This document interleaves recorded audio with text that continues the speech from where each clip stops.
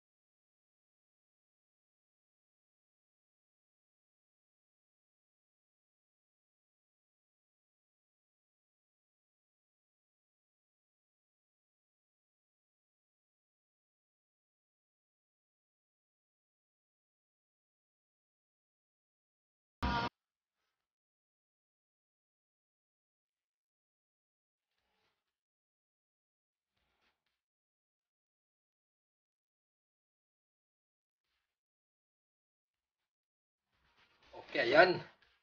Halo-haloin na lang natin para lumapot siya. Para maging yung lugaw natin, yung champurado natin magiging espesyal. Halo lang ng halo sa matunaw yung chocolate natin. Ayan. Saan ba kayo makakita ng espesyal na champurado? Kung sino gusto mag-order dyan, PM lang kayo. Padadalhan ko kayo ng champurado natin. Ayan.